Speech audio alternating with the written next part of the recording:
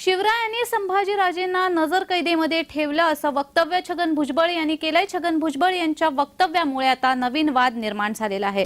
छगन भुजबळ यांनी संभाजीराजांसंदर्भात हे वक्तव्य केलेलं आहे। शिवरायांनी संभाजीराजांना नजरकैदेमध्ये ठेवलं असं वक्तव्य छगन भुजबळ यांच्याकडून करण्यात आलंय, त्यामुळे नवीन वाद निर्माण झालाय।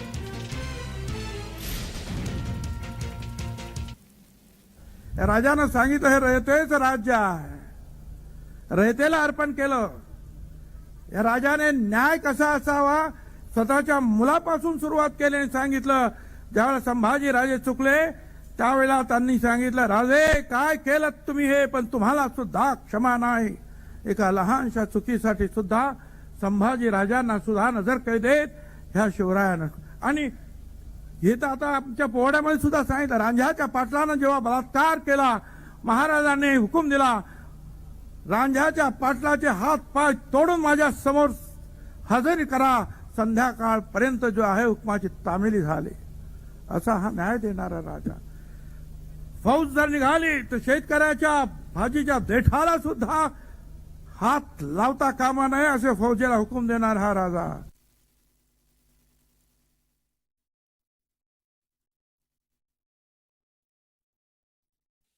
भुजबळ बहुतेक वयोमानाप्रमाणे भरकटलेत, बावचळलेले आहेत।